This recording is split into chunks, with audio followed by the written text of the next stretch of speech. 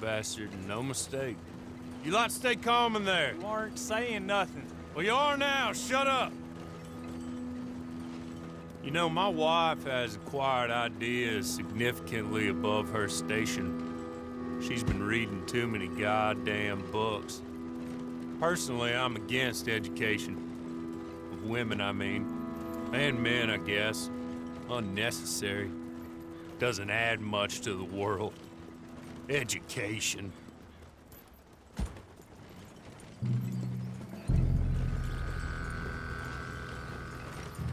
Good day, gentlemen. Oh.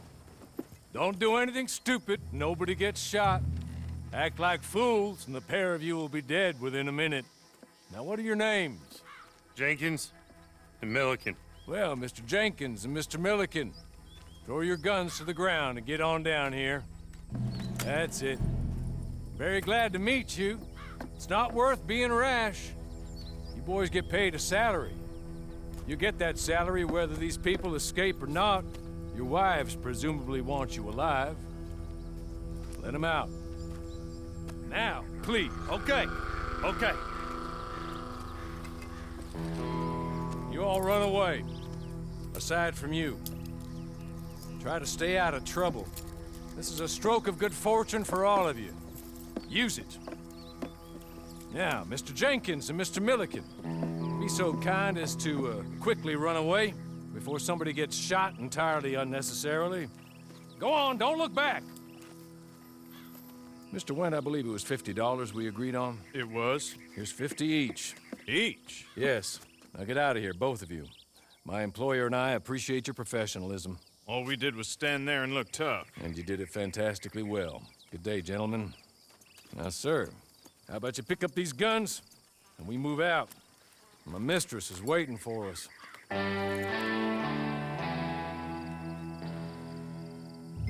Come along. And you better get on this horse. Just as soon as you can, we'll go.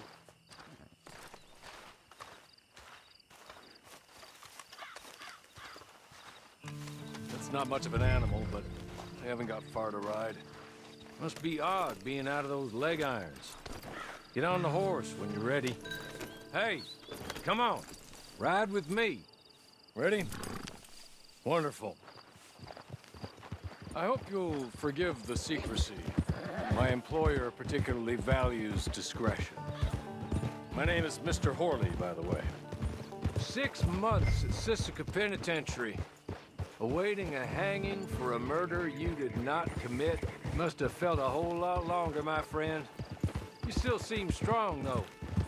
I mean, doesn't look like breaking all those rocks has left you entirely broken, in body or in spirit. I hope I am right about that. Rounding you folks up, and those sham trials, they were a disgrace. Made a mockery of the rule of law. I still can't quite believe they got away with it. There's others convicted when you were. Came out breathing fire. Maybe you're like that too. Guess we'll see. Or maybe you just want to put it all behind you, forget you were in there at all. That would be fine, of course. You will listen to my mistress first. She spent a good sum getting you folks out. You owe her an audience, at least.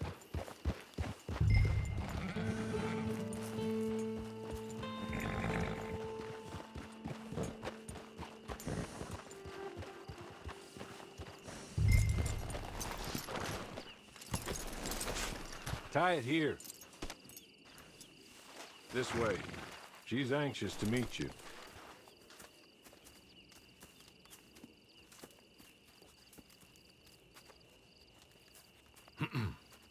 Madam, we're back. Hello. Jessica Leclerc, how do you do? What did you tell him? Nothing, as we discussed. Thank you, Hawley. I do hope we haven't inconvenienced you dreadfully. But seeing as you were due to be hanged in a week, I'm sure you don't object too strongly. I know you're innocent. Well, not perhaps exactly innocent, but not guilty of what you were accused. I know you and those who were with you that died were little more than patsies, and that you were set up by one of 3 men or a woman, possibly by all of them. I can't be sure, but that is all I know so far. And one of these people also made Mrs. Leclerc a widow. And I will avenge my husband's death, so help me God. But I will not avenge it upon them who did not cause it, or caused it unwittingly. Anyway, I'm sure this is all a touch confusing and melodramatic. Where are my manners? Hawley, please show our guests to their tent and give them some fresh clothes to put on. Very good, madam. Then serve us both a little refreshment. Certainly, madam. This way. You'll find a change of clothes in there, alongside a few other items you might need, a lasso, a knife, and a lantern, I believe.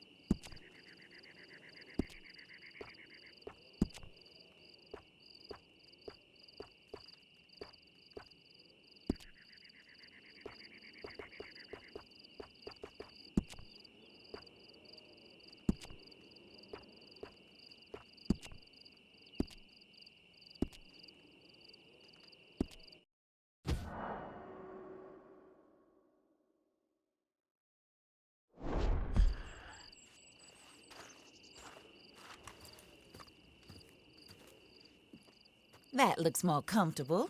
Hawley, Here, madam. your very good health. I suppose it beats dying, Mrs. Leclerc's husband was murdered by one of his business partners. And I intend to find out which one. Or rather, I intend for you to find out. And kill them. You're the only person I could possibly trust to do whatever it takes. Because you and your accomplices, you're the only other victims of their lies still alive. You see, you walked into the town at approximately the same time my husband was shot in the back, but by another gun, firing different bullets to those you possessed when you were arrested. These bullets, this was their mistake. You were rounded up and sentenced to death, all because you came to town and didn't talk too much and seemed like you were nasty. Anyway, here they are. The people who run Blackwater. Mr. Jeremiah Shaw, banker, real estate speculator, and crook. Mr. Amos Lansing, ranch owner, speculator, and crook. Mrs. Grace Lansing, his wife, society patroness, lover of the arts, crook, and my former best friend. Teddy Brown, her disgraced brother, outlaw, wanted man, and still in contact with them. All I ask of you is your help in finding out quite what happened. Mrs. Leclerc would like to help you get back on your feet. Get back to work. Whatever your work may be, I don't judge. You want to rob? Rob. You want to save innocent folk? Do that as well. But you need me just as much as I need you. I think we all understand each other. I hope we do. Good. I look forward to rewarding you for killing those who made me a widow. My husband was a true believer in this country and in the West. He was killed for greed. Foul greed when there's quite enough for everybody. I don't care what your scruples are as to killing. I will take the full burden of that sin upon my shoulders. Goodbye, for now. Then Hawley, go introduce him to nice Mr. Cripps.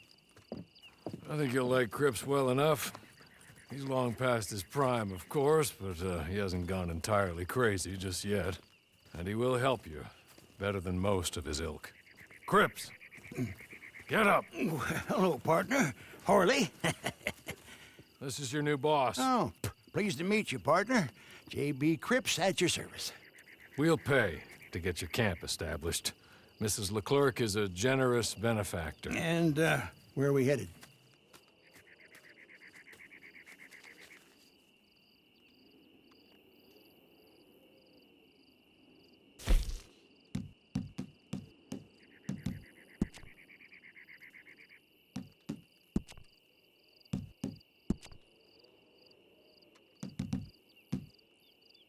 Oh, sir.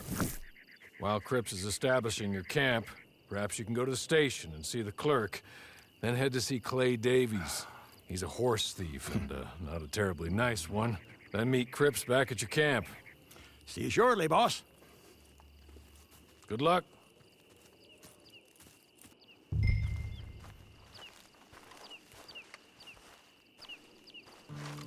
Sooner you do it, the sooner we'll leave you to your own devices.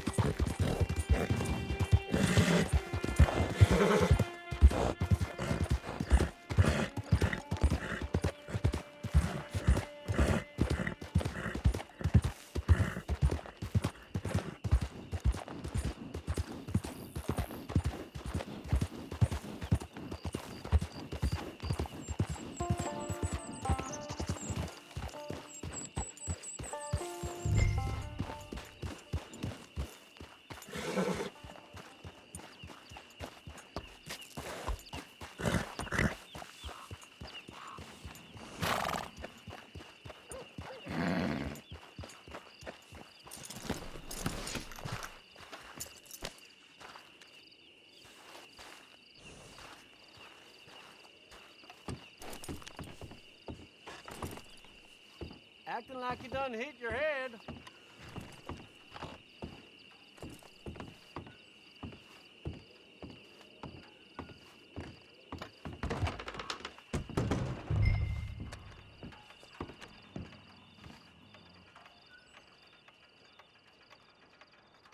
Hello.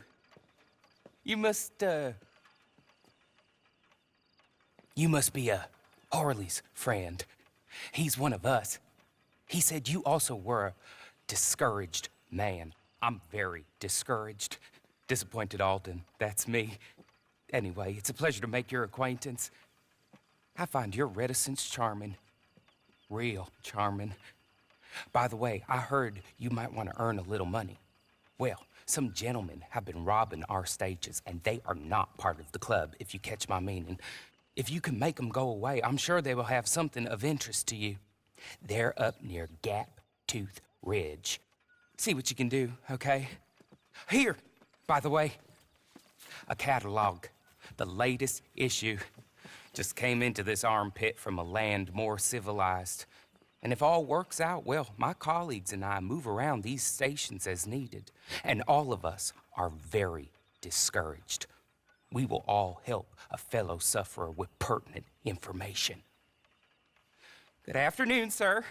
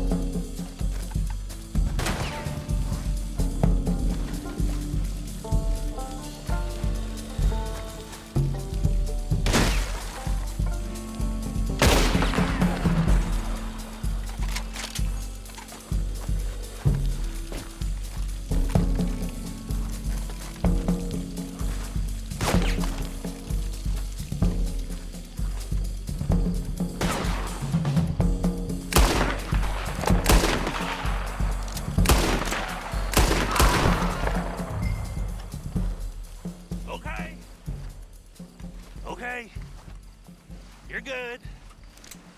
You're real good, friend. Here, take this. Map. Just be kind. Don't kill me, please.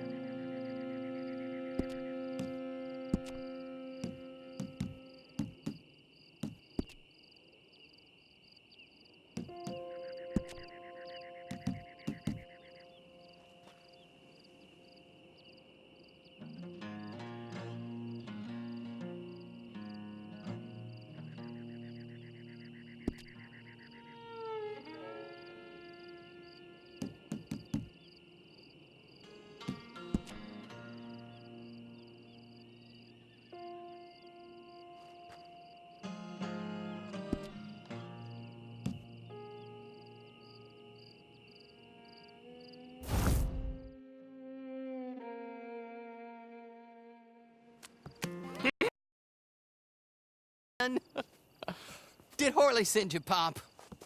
I'm Clay Davies. This is my brother, Clive. He don't talk. Maybe you two will get along better. Maybe not. Listen, I heard you wanted to earn some money. So, there's a gang of ne'er-do-wells. They are a bunch of degenerates, not good people. They're out at Raskeller Fork with a bunch of horses they stole from me. Well, that's a lie, but they stole them off a fella I was gonna steal them off of. Maybe you could get them for me. You think you could do that for me, Pop? Oh, look. Here are your friends. Well, good. Meet me at the stable at Tumbleweed once you have the horse flesh, and I'll pay you good. Oh, and Pop, Horley wanted me to remind you, any decent work you can find, take it. But just try to stay out of trouble. Oh, and once you give me those horses, well, after that, we'll talk again. Oh, I do so enjoy these conversations. I'm used to them on account of my brother. Let's go, Clive.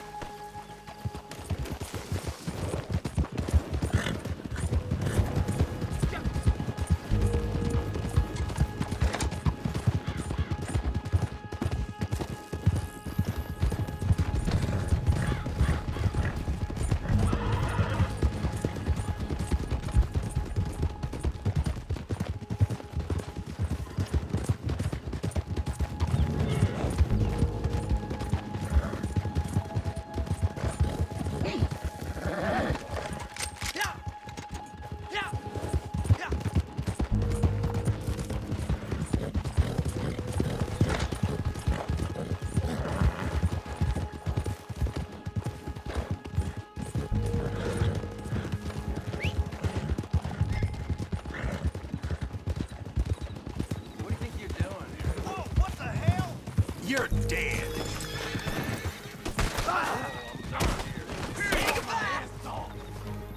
You ain't gonna see another dog.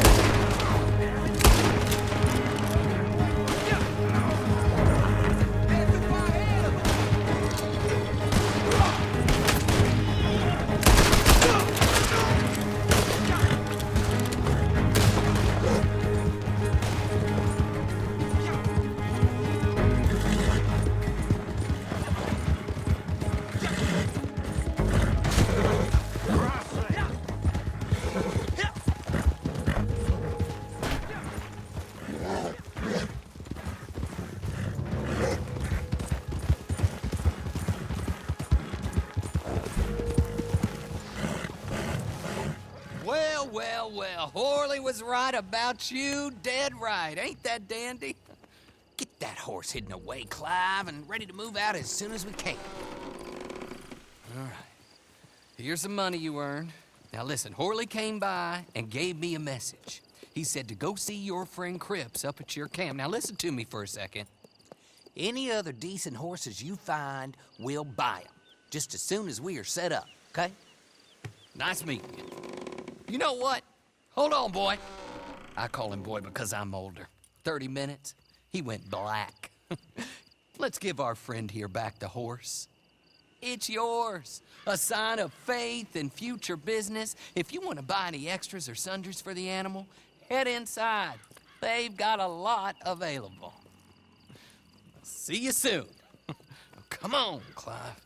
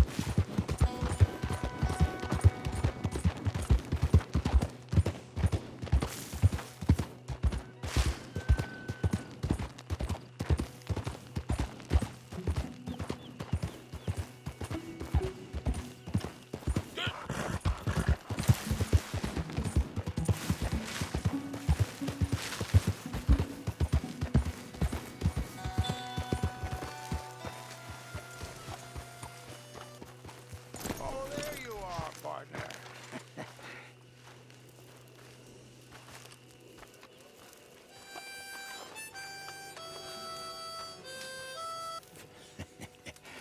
How do you get on with Clay Davies? Horrible little wretch, in my opinion. Pop this and pop that. I'd like to pop him, a slime bucket. Anyway, I've got everything set up. Well, what we have so far, place is pretty nice. I think you did a good job for you. I'll earn my keep. When you get too old to fight, what choice have you got? It's either work or beg, and I'd rather work. Oh, I saw Horley. Now, he wants you to come down and meet him in Blackwater when you get a chance. I think he might have some work for you. Oh, and while you're out on your travels, you may see some folk with employment opportunities. Good folk, bad folk, looking for a tough guy with a gun to help them. Up to you if you listen to them, I guess. You know, I used to like that kind of stuff. One time, I almost helped a clown steal an elephant. But that's a very silly story. Welcome home. Make yourself at home. It is your home.